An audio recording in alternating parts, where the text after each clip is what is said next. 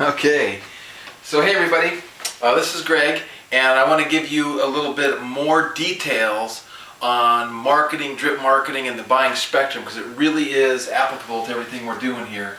I got to erase what I have up on this board real quick. And so in that last little intro video, it was a little bit short, but what we talked about was follow up, follow through, and setting up a drip marketing system. And I kind of just barely introduced this buying spectrum, but I really want you to understand this because it's extremely important that you get this from your marketing perspective. When you get this, it basically deals with everything that you're doing for your business.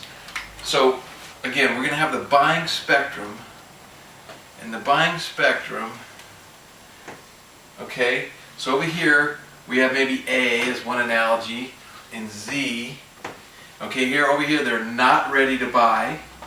Not ready to buy. And over here they're ready to buy.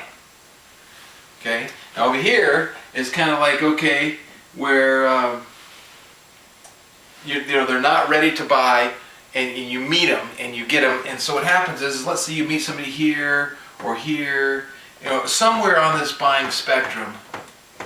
And our goal is to get them from here to here, ready to buy.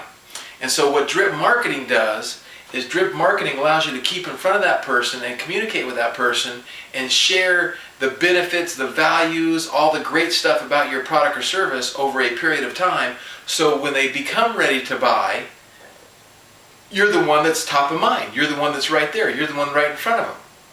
And so your goal is, through drip marketing, is to continue to communicate with these people and these prospects to bring them along the buying spectrum. And a really easy analogy is if I meet you and I sell refrigerators, and I tell you I got these great sale going on refrigerators, and your refrigerator is working fine, you're way over here on the not ready to buy side, and you're not ready to buy. And then a month goes by, 2 months, 3 months, 4 months, a period of time goes by, all of a sudden your refrigerator breaks. Now you're ready to buy. If I'd have been drip marketing you, you're now over here. And if I haven't been drip marketing you, if I'm not top of mind, at 7 months, 8 months, 9 months later, you're going to go to wherever you go. So that's just a concept that says, okay, when you meet people, especially when they come to your website, websites, unless you're using audio and video like you should be, which we'll get into that and the reasons why in another marketing lesson, they're just not personable. They're just like a website. They're like a web page. There's no relationship connection there. So what happens is people think they're going to come to their website and buy the first time, or they give them all kinds of distractions. And I'm going to get into a whole other segment in another video about how you should design your web page to sell. And but for purposes of this, you want to get people, and the idea that they're going to come to your website and buy the very first time is like me meeting my wife and proposing to her the very first date. It just doesn't happen. So what we do is we use a strategy of squeeze pages, which basically a squeeze page is a web page where their only choice is to give me their name and email in exchange for something of value. So now I have the right to and the ability to continue to market to them.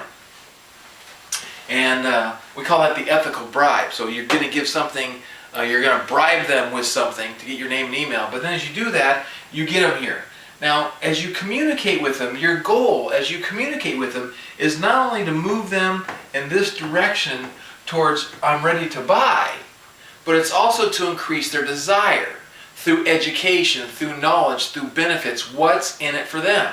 So if this is the buying spectrum is just ready to buy, not ready to buy, and their desire level's here, their desire level has to go like this, and as their desire level meets somewhere up here, they're going to be ready to buy. So how do you increase their desire level? By giving them information about your product or service and intervals over a period of time. And this is very, very important that as you communicate that one, you give value. So you don't want people to, using email again as the analogy, it could be direct mail as well, but you're giving value and you're talking about the benefits of what it is they're going to get. So I'll give you an example with my software company. So I want to protect and educate your kids. Well, so I meet you and you go, I have kids and I want my kids to be protected and educated. So maybe you're here. So you're not ready to buy, but you're not really down here at the I'm not at all ready to buy, so you're up here because you're somewhat qualified. Then I tell you about how our program allows your kids to only serve pre-approved websites, and you go to here. Then I tell you about our email system for kids, where kids can get emails but only from parent-approved buddies. Now your desire goes here. Then I talk to you about how we have a financial literacy program. We're going to teach your kids about money and finance, and your interest goes here. And another email, we talk about how we're going to teach your kids about how to be responsible technology users, and what phishing is, and what identity theft is, and why they shouldn't use download illegal music. Now their desire's here. And you can see through my education about what my product does, I'm increasing the desire, and at some point I'm going to increase the desire so much that boom, they're ready to buy. And you have to be there. So there's two thought processes. One is just keeping in communication with, I'm a real estate person and I'm selling real estate for a living, I'm a restaurant, I'm a hairdresser, and just keeping in front of them so you're top of mind. And other ones, I've got a product or service, and through education on that product or service, I'm going to take you to the end of the buying spectrum, and you're going to win, and you're going to learn, and you're going to earn money because you've earned their trust, you've increased their desire, and now they understand the value that you bring, so they're ready to buy your product or service. So there is the buying spectrum explained in detail. I hope you make sense. Please leave your comments on the blog, and I'll be sure to answer any questions you have. This is Greg Ryder saying, see you at the top.